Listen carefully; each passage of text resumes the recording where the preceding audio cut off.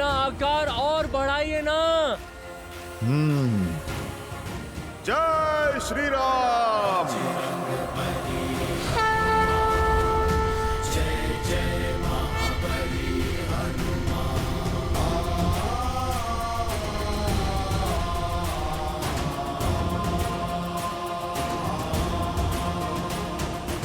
अब कुछ दिखा। कुछ नहीं दिखा तो और बढ़ाइए अपना आकार। जय श्री राम। नल नील, बस इससे अधिक और नहीं बढ़ा सकता मैं। तो क्यों ना हम आपके हाथों पे चढ़ जाएं? आप हाथ ऊपर करेंगे तो कदाचित लंका दिख जाएगी। जय हनुमान ज्ञान सागर जय कपीस तिहु लोक उजागर राम दूत अतुलित बल धामा अंजनी पुत्र पवन सुत नामा राम दुआरे तुम रखवारे होत भाग्य बिनु पैसारे आपन तेज संभालो आप दीन लोक हाथ करना पे।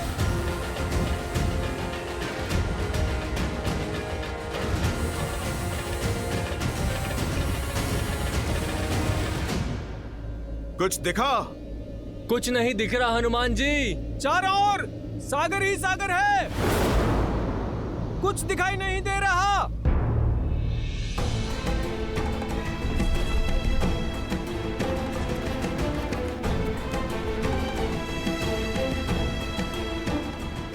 जय श्री राम।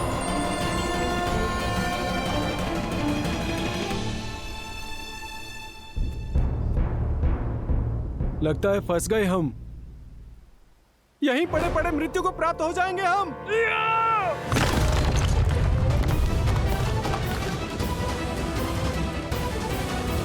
मैंने वचन दिया था प्रभु श्री राम को कि माता सीता को खोजे बिना उन्हें अपना मुख नहीं दिखाऊंगा। अब यदि मृत्यु ही उपाय है तो वही सही। हम सभी अनशन करके यहीं अपने प्राण त्याग देंगे।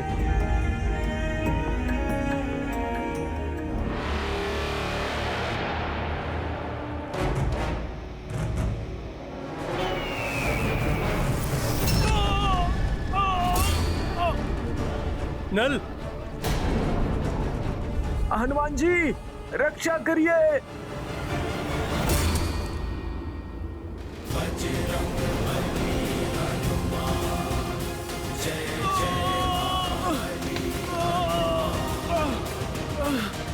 जय श्री राम।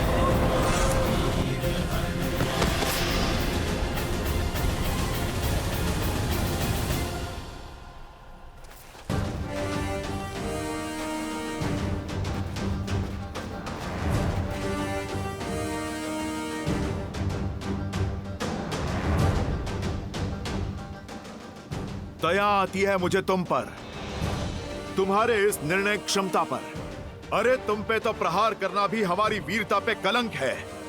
दुष्ट गिद्ध हूं मैं और असहाय, मरे हुए जीवों को खाता हूं। तुम तो स्वयं प्राण त्यागने को सज्ज हो, तो क्यों ना मेरे भोजन बनो। जाते जाते उपकार होगा। कितनी लज्जा की बात है, गरुड़ की महान वंशावली को तुम कलंकित कर रहे हो। एक पक्षीराज जटायु थे जो हमारे प्रभु श्री राम की अर्धांगिनी माता सीता की रक्षा हेतु अंतिम सांस तक लड़े। धर्म की रक्षा करते करते उन्होंने प्रभु श्री राम की गोद में अपने प्राण त्याग दिए। और एक तुम हो अधर्मी, नरभक्षी। क्या जटायु? हाँ, शरीर तो उनका तुम्हारे जैसा ही था, परंतु आत्मा हरि में मिल गई। उन्होंने अपने प्राण दे दिए धर्म के लिए। और एक तुम हो कि जटायु मर गया? ऐसा नहीं हो सकता। कह दो ये झूठ है। कह दो जटायु अभी जीवित है। आप हमें क्षमा करें, पर यह सत्य है। माता सीता को बचाने के लिए जटायु ने मृत्यु के लिए सज हो जाओ। जटायु! अपने प्राणों की आहुति दे दी।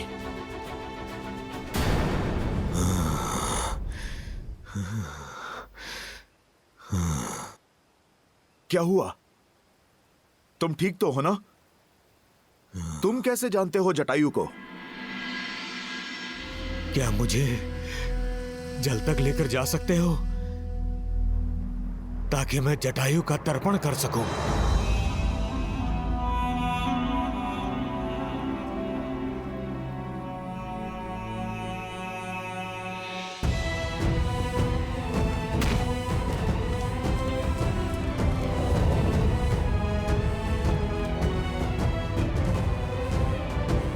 भैया उत्तर दिशा की ओर गया हुआ दल भी लौट आया है और उन्हें भी भाभी माँ की कोई सूचना नहीं मिली है, परंतु वर्षल महाबल अपने साथ भरत का समाचार अवश्य लाए। जय श्री राम। कहो वर्षल महाबल, क्या समाचार लाए हो? आपके निर्देश अनुसार हमने कुमार भरत से दूरी बनाए रखी थी। उन्हें हमारे और माता सीता के बारे में कुछ पता लगने ही नहीं दिया। अयोध्या में सुखी है ना मेरा भाई? कुमार भरत अयोध्या में नहीं है। वो अयोध्या की सीमा के बाहर एक तपस्वी की भांति जीवन जी रहे हैं। वो राज सिंहासन पे आपकी चरण पादुका रखकर राज कार्य कर रहे हैं।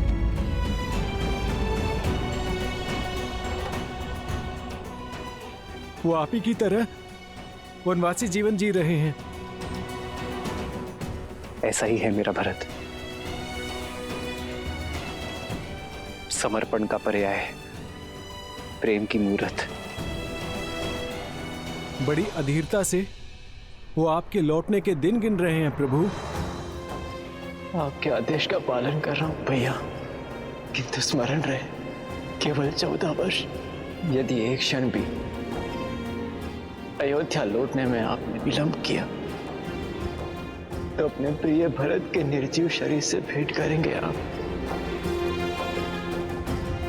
यदि मैं सीता को खोजकर 14 वर्षों के भीतर अयोध्या नहीं पहुंचा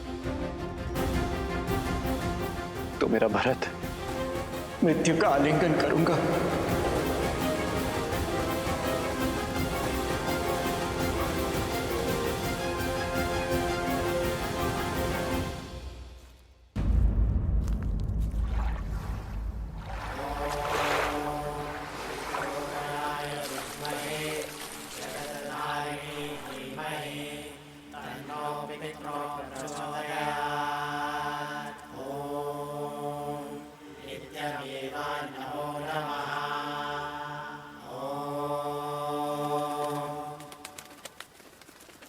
मुझे प्राणों से भी प्रिय था मेरा छोटा भाई, मेरा जटायु।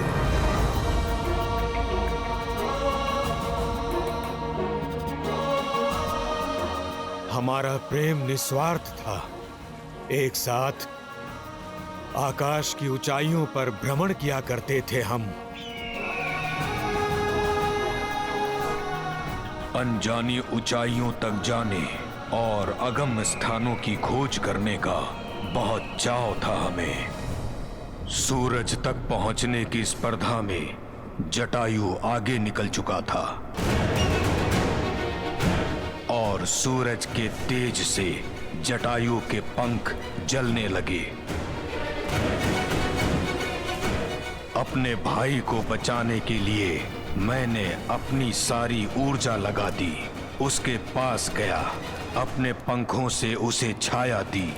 इसी कारण मेरे पंख जल गए और मैं नीचे गिर गया। हम दोनों भाई बिछड़ गए। मेरे भाई जटायु ने मुझे खोजने का प्रयास किया होगा, किंतु भाग्य का खेल देखिए, मैं यहाँ इस महासागर में आ गिरा।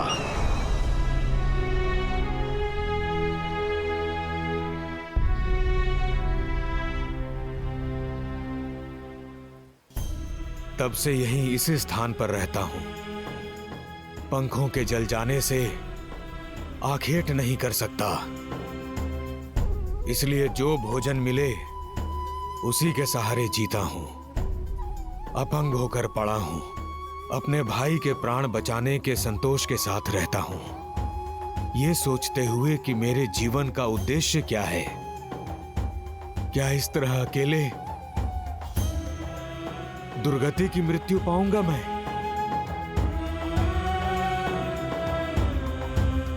फिर एक दिन ऋषि निष्करा यहां से निकले। उन्होंने मुझे अपने जले हुए पंखों पर विलाप नहीं, प्रतीक्षा करने को कहा है।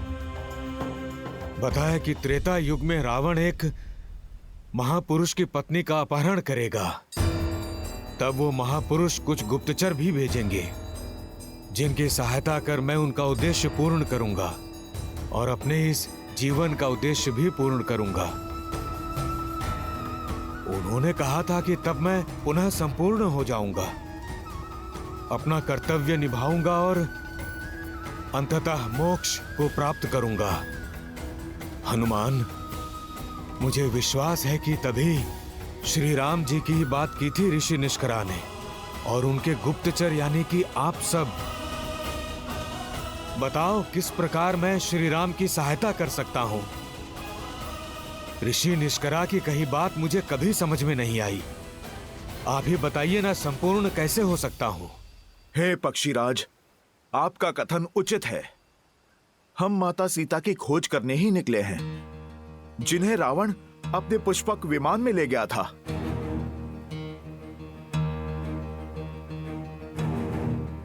रावण?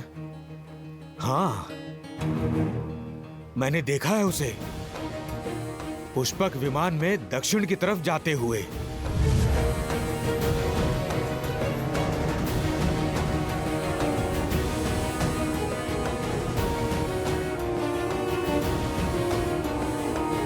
रावण उन्हें महासागर के पार ले गया था। यदि मुझ में सामर्थ्य होता तो मैं आपकी सहायता अवश्य करता। सागर लांघ कर मैं ढूंढ लाता माता सीता को, किंतु मैं तो उड़ ही नहीं सकता। संपूर्ण होने का अर्थ कदाचित यही है पक्षीराज, कि आप एक बार पुनः अपने इन पंखों का उपयोग कर पाएंगे। मेरे प्रभु श्री राम का बल निर्बल को भी सबल बना देता है। वो दीनों के नाथ हैं, निराश का विश्वास है। आप प्रभु श्री राम का नाम लेकर प्रयास तो कीजिए।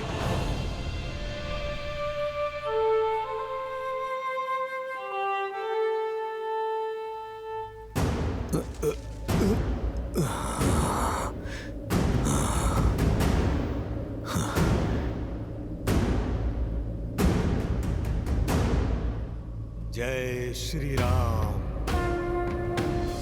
जय श्री राम, जय श्री राम, जय श्री राम।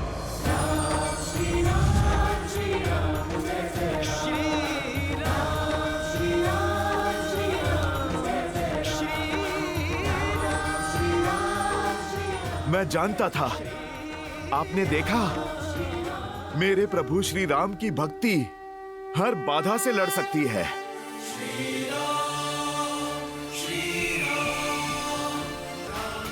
जय श्री राम, जय श्री राम। पक्षीराज, आपकी दृष्टि बहुत तीव्र है। अपनी तीव्र दृष्टि से महासागर के पार माता सीता को खोजिए। बलकर वस्त्रों में सत्य और सतीत्व के तेज से युक्त दिखेंगे आपको।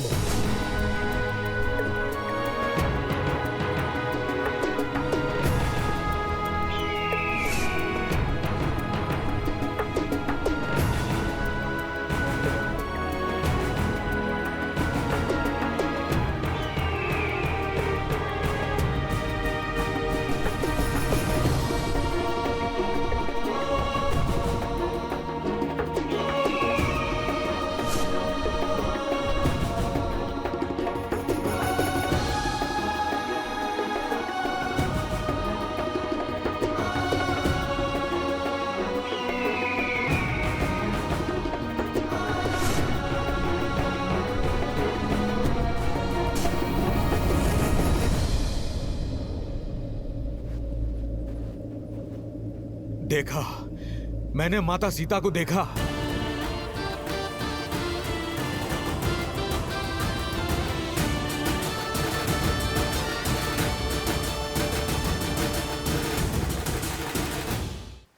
मैंने उन्हें एक वृक्ष के नीचे तपस्विनी के भेष में देखा। उनकी आंखों से आंसू बह रहे थे। मुख पर अलौकिक तेज था। अवश्य वे माता सीता हैं। किंतु क्या? किंतु वहां जाना असंभव है। वो जगह यहां से 100 योजन दूर है। इतना तो पक्षी भी नहीं उड़ सकते। क्षमा कीजिएगा, मैं अब और आपकी सहायता नहीं कर सकता। प्रतीत होता है मेरे जीवन का उद्देश्य पूर्ण हुआ। जय श्री राम। राम नाम सत्य है।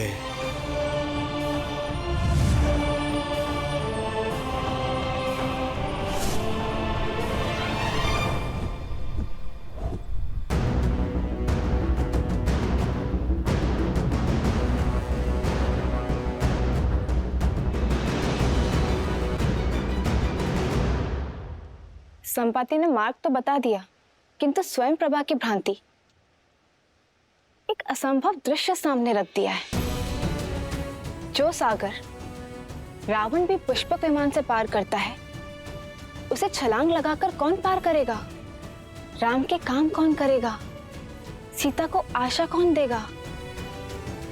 यदि 14 वर्ष के समाप्ति तक राम अयोध्या नहीं पहुंचे, तो भरत अपने प्राण त्याग देंगे। देवी, जिन श्री राम का नाम लेने से ही प्राणी जन्म और मृत्यु के भव सागर को पार कर जाता है, उनके परम भक्त को ये 100 योजन का समुद्र भला क्या रोकेगा?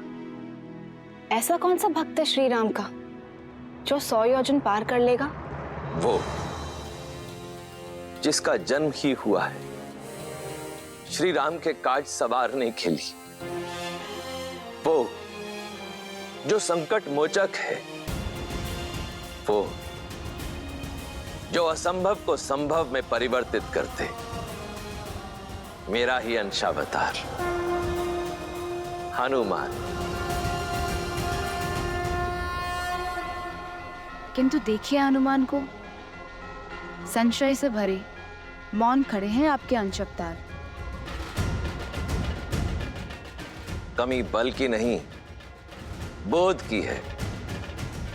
हम सबके भीतर शक्ति का एक स्रोत होता है, बस हमें ही उसका आभास नहीं होता। हनुमान की शक्ति असीमित, परंतु उनका बोध गौण है। आवश्यकता है उनके बोध को जागृत करने की, उन्हें उनकी शक्तियों की पुनः स्मृति दिलाने की। एक बार ये हो जाए देवी, फिर देखिए, ये 100 योजन का समुद्र तो क्या, 100 ब्रह्मांड भी पार कर जाएगा ये राम भक्त।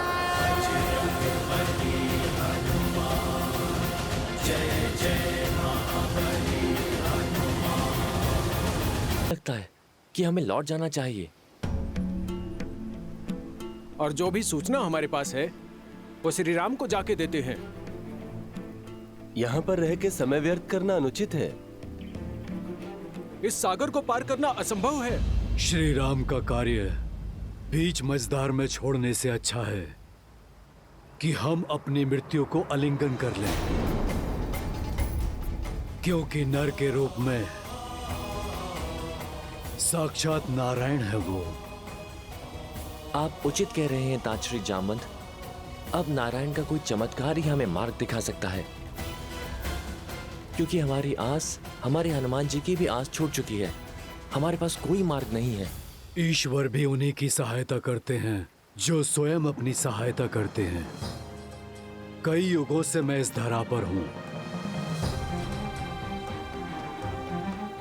जानता हूं कि जिस कार्य में श्री राम का नाम हो, वो कार्य कभी अधूरा नहीं रह सकता। कोई ऐसी समस्या नहीं जिसका कोई हल ना हो। हमें बस श्रद्धा के दीप में आस की लौ जगाए रखनी होगी।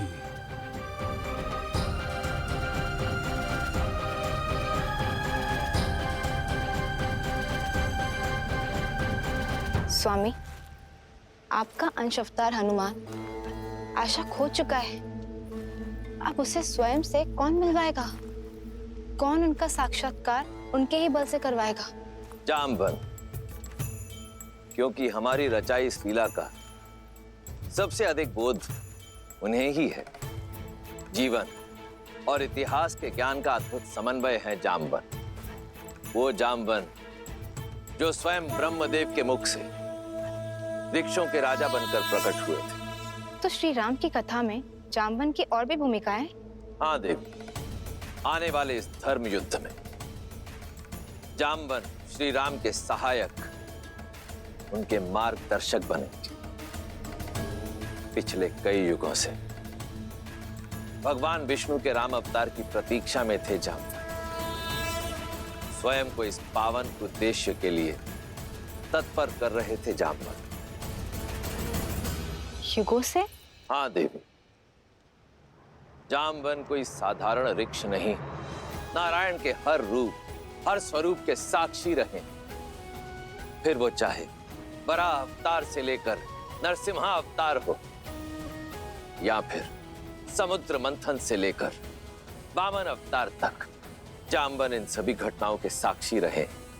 जब भगवान विष्णु ने वामन अवतार में असुरराज महाबली का दमन किया था, तब 21 बार भगवान वामन की प्रदक्षिणा देने वाले जामवंत ही थे। और अब राम अवतार में, राम रावण युद्ध में श्री राम के गुरु बनकर उनका मार्गदर्शन करने का दायित्व भी जाम